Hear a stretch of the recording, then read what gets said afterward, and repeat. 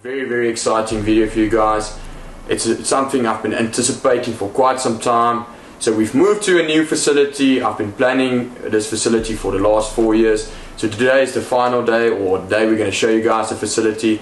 It's not yet finished, but we're going to show you guys the progress. So without further ado, let's go check it out.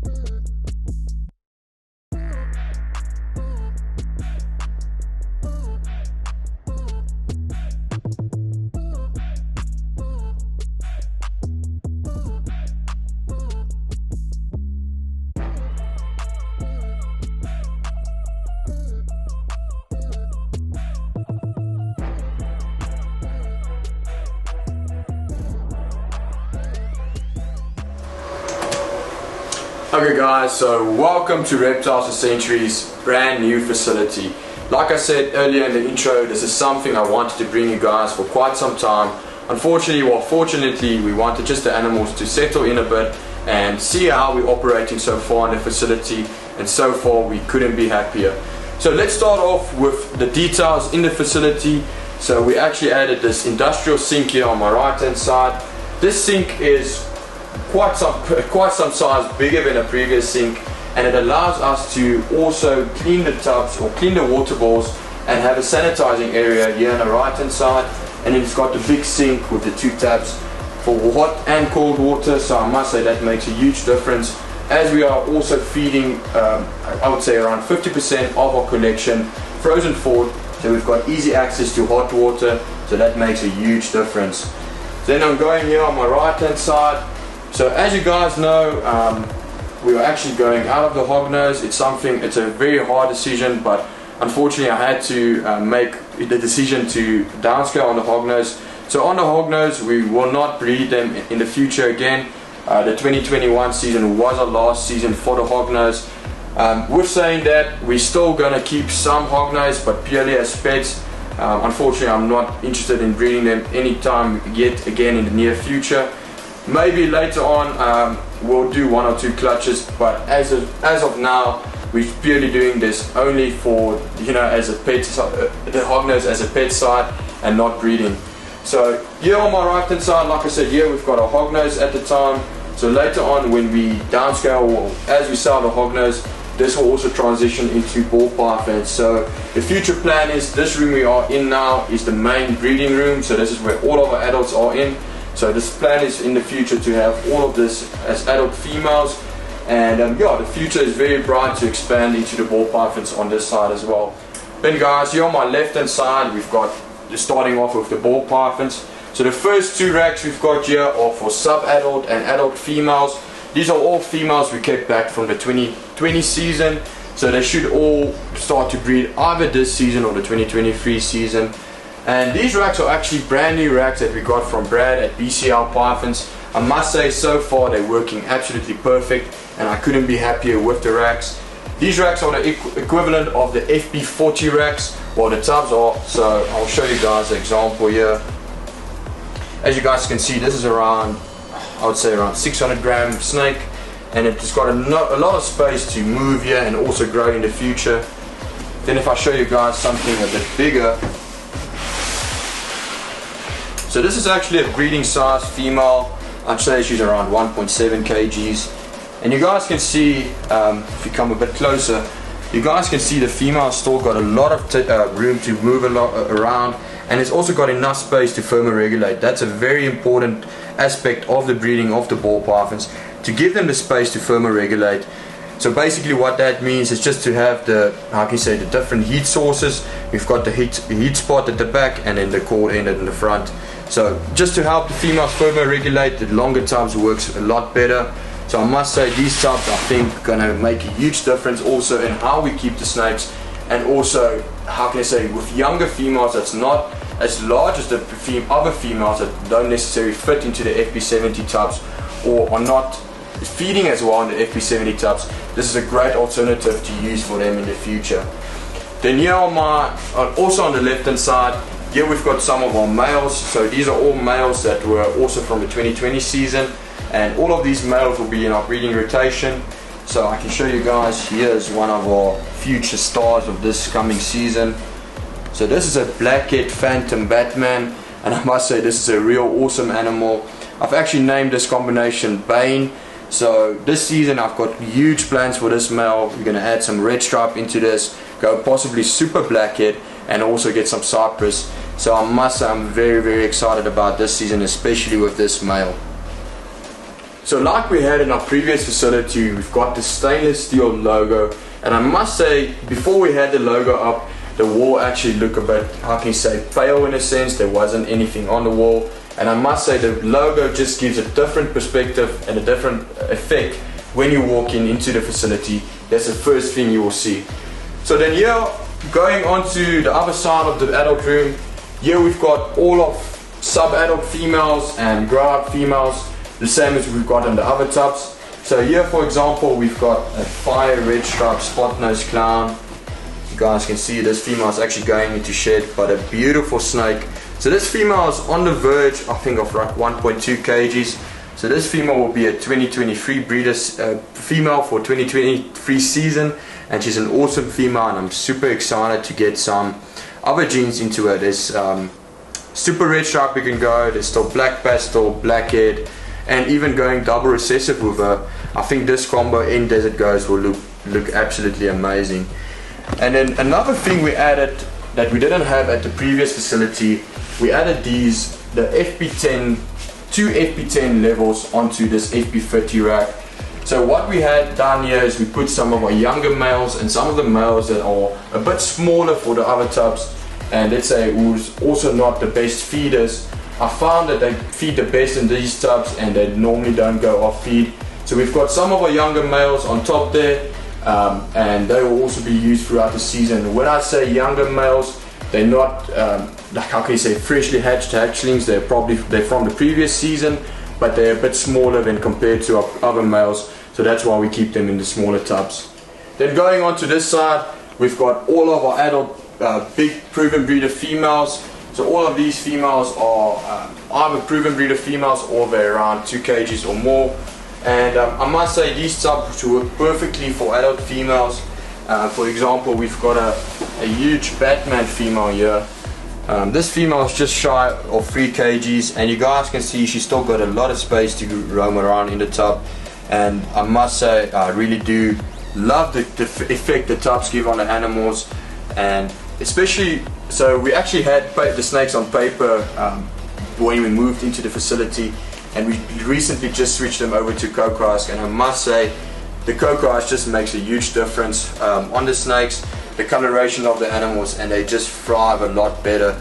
So with cocoa ice, it is sometimes, like I say, a bit more expensive than your paper, but it is easier to clean, and the snakes also thrive on them. So in my opinion, the cocoa ice, especially for the adults, especially for my adult females, I love using the cocoa ice, as the females just feed better, and they also, yeah, their response in feeding and how their behavior is so much better than on paper. Then on the right side of this wing, so we actually called the two different sides of the adult room, the left wing and the right wing. So we're currently at the right wing of the facility. Here we've got the first rack here, we've got all sub-adult and grow-out females again, and then these two racks are all adult males. So these are exactly the same as the previous racks I showed you guys, and I must say these are perfect size for breeding males, maybe a bit small for breeder females, so I won't recommend breeding females in these tubs. I think these are the Vision tubs. I don't know exactly which model it is, but I must say it's perfect, like I said, for adult males. And let me show you guys, for example, here's one of our breeder males. This is a pastel highway pied.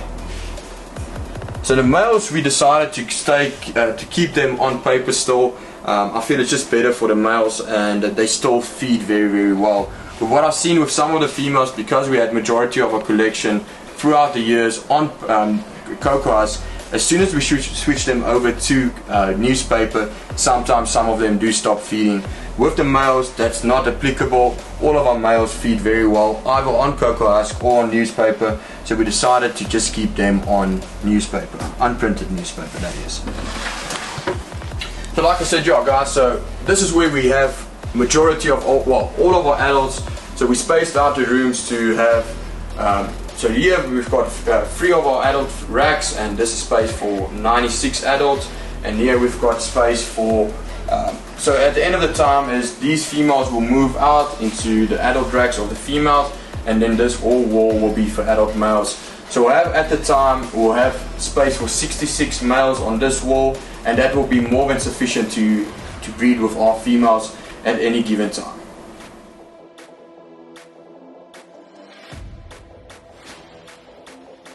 Okay guys, then going on to the hatchling room and the juvenile room. So here we're going into the, like I said, the hatchling or the juvenile room. So as you guys can see, there's a huge difference from the previous facilities. We've got a lot of space to work with, and that's one of the most important things of moving to this facility.